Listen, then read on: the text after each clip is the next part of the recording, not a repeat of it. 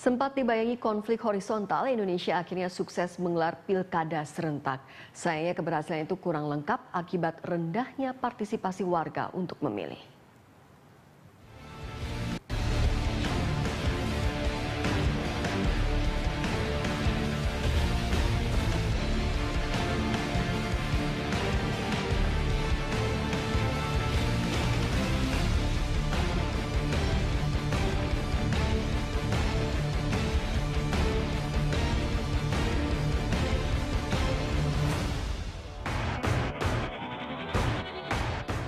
Untuk pertama kalinya dalam sejarah, Indonesia menggelar pemilihan kepala daerah secara serentak. Pemilihan kepala daerah serentak perdana tersebut sempat dibayangi ancaman kerusuhan dan konflik horizontal seperti pilkada-pilkada di beberapa daerah sebelumnya.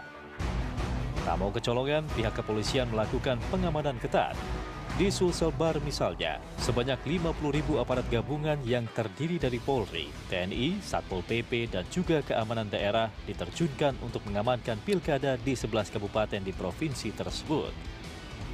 Satu daerah pelaksana pilkada yang mendapatkan pengamanan ekstra ketat yakni di Kabupaten Goa, Sulawesi Selatan. Bukan tanpa alasan, sebab kabupaten ini masuk dalam zona merah pilkada. Mabes Polri memetakan setidaknya ada 10 provinsi masuk kategori rawan konflik, baik jelang, saat maupun pasca hari pencoblosan. Untuk mengamankan pilkada, Korps Bayangkara menyiapkan 192.209 personil yang disebar ke berbagai wilayah. Bahkan 2 hari jelang hari pencoblosan, Polri memberlakukan status siaga 1, di mana 2/3 dari seluruh kekuatan Polri sudah dikerahkan untuk mencegah gangguan keamanan pilkada. Terkait potensi kericuhan, Kapolda Sulsel Bar Irjen Puji Hartanto Iskandar menginstruksikan anggotanya untuk tegas dalam menindak perusuh yang akan mengacaukan pelaksanaan pilkada serentak. Bahkan jika mengancam keselamatan, bisa dilumpuhkan dengan tembak di tempat. Tindak tegas. Tadi terakhir saya bilang tadi, lu jual gua beli. Pengamanan ekstra ketat juga tampak di Jawa Tengah. Polres Demak menyiapkan pasukan khusus kendaraan bermotor untuk mengawal jalannya pesta demokrasi. Pasukan yang berjumlah 1 peleton tersebut akan ditugaskan untuk mengurai massa dan pengawalan kotak surat suara. Pasukan khusus ini disiapkan untuk pengamanan pelaksanaan Pilkada serentak 9 Desember. Untuk mengamankan 1.757 TPS yang tersebar di 249 desa dan kelurahan, Kepolisian Polres Demak telah menyiapkan pasukan sebanyak 7.483 personel. Masalah keamanan memang jadi masalah krusial, sebab pilkada serentak yang berlangsung 9 Desember 2015 lalu akan memilih 8 gubernur, 222 bupati, dan 34 wali kota. Dengan anggaran pilkada serentak mencapai 7,1 triliun rupiah, melonjak dari estimasi awal 4,8 triliun rupiah, pesta demokrasi akan melibatkan pemilih lebih dari 100 juta orang. Besarnya jumlah pemilih menyiratkan potensi kerawanan jika terjadi gesekan horizontal di akar rumput. Jelang pelaksanaan pilkada, Komisi Pemilihan Umum resmi menunda pilkada serentak di 5 daerah. Penundaan dilakukan karena ada perubahan komposisi calon kepala daerah, menyusul putusan Pengadilan Tinggi Tata Usaha Negara. PT UN menjatuhkan putusan yang menyatakan calon kepala daerah di Provinsi Kalimantan Tengah dan Kabupaten Fakfak dapat kembali mengikuti pilkada serentak yang sebelumnya dibatalkan oleh KPU setempat.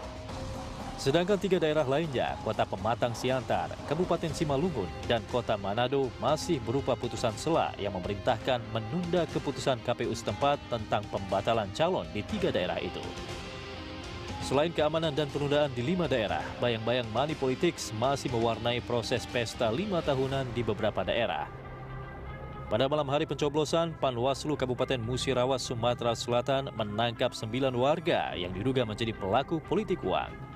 Dari tangan tersangka, Panwaslu menyita uang 8 juta rupiah yang akan dibagikan kepada calon pemilih. Para tersangka dibekuk atas laporan warga di Kecamatan Terawas dan Kecamatan Megang Sakti.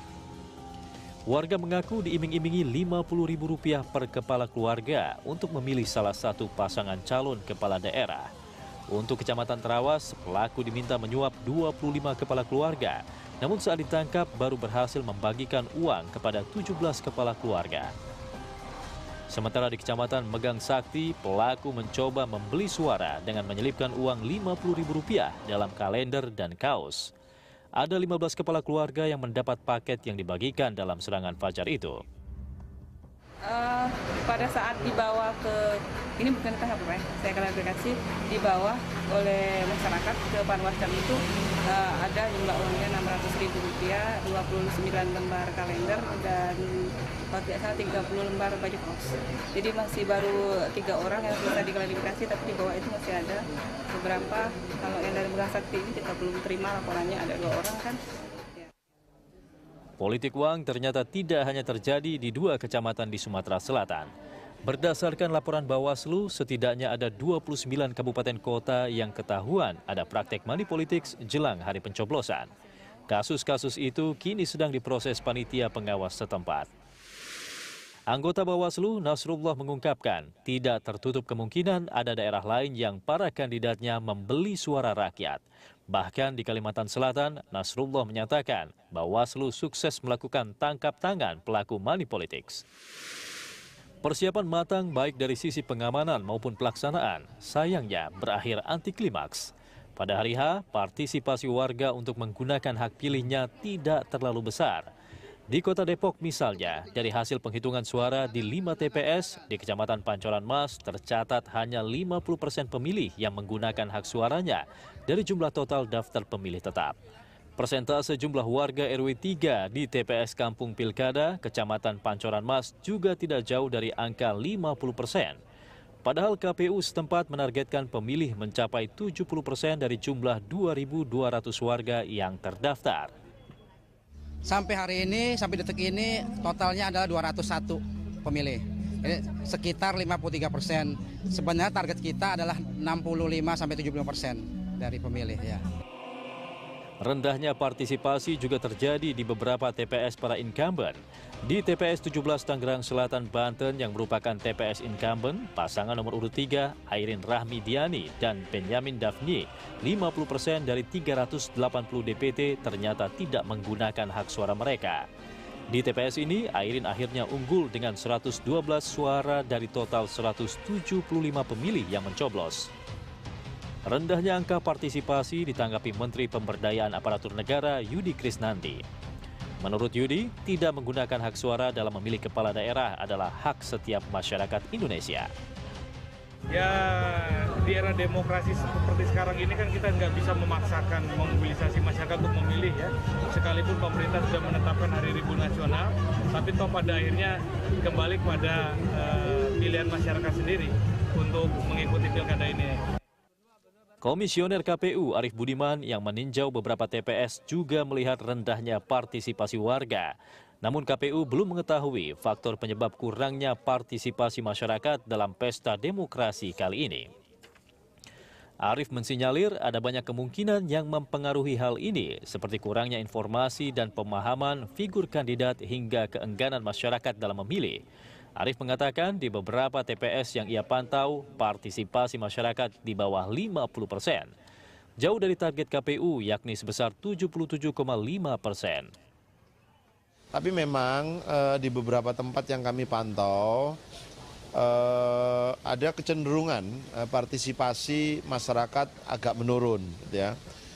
Di 4 tempat yang kami monitoring, ada yang di bawah 50%, tapi sebagian besar masih di atas 50%.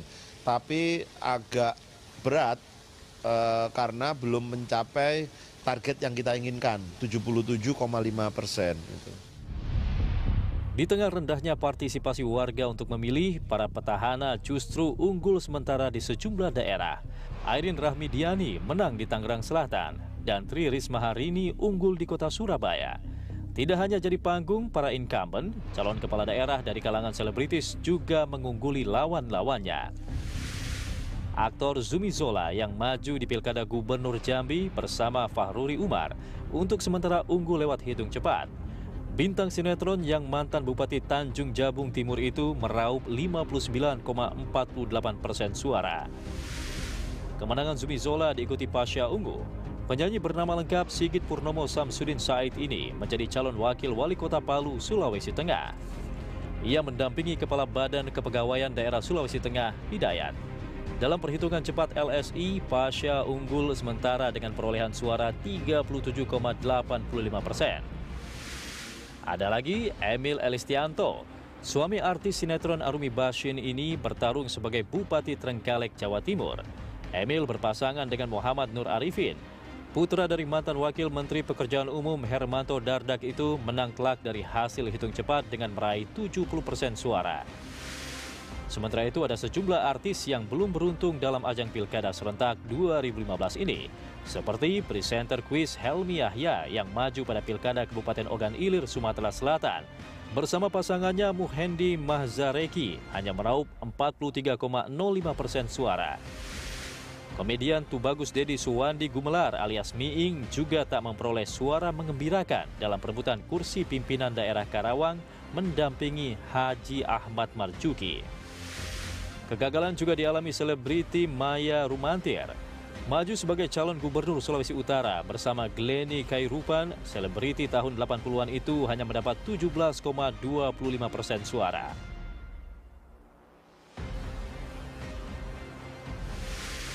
Sejauh ini pelaksanaan Pilkada Serentak berjalan lancar. Kapolri Jenderal Polisi Badrodin Haiti memastikan kondisi keamanan di seluruh wilayah saat hari pencoblosan kondusif. Kapolri mengakui ada beberapa peristiwa menonjol di Keron, Papua berupa pemukulan ketua KPPS namun sudah dapat diatasi. Dan adanya praktek politik uang di daerah Lampung. Dari seluruh laporan aman, tidak ada masalah. Memang laporan tadi malam masih ada yang money politik, ada yang ada di Lampung, kemudian ada di daerah-daerah lain, termasuk juga ada pemukulan tadi malam di Papua. Daerah-daerah rawan berarti Pak? Ya sebetulnya sih rawan tapi tidak terlalu bisa diantisipasi. Karena yang melakukan pemukulan itu tadi memang dia membawa daftar warga yang tidak masuk dalam DPT, tetapi karena dia mabuk. Pencoblosan telah usai. Kini semua pihak menunggu bagaimana jalannya proses penghitungan suara hingga pengumuman rekapitulasi akhir.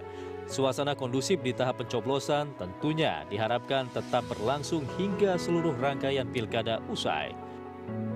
Dan kalaupun ada sengketa yang harus dibawa ke Mahkamah Konstitusi, keputusannya tidak kembali berujung pada konflik horizontal. Karena konflik sudah pasti bakal membuat masyarakat makin apatis pada pilkada itu sendiri.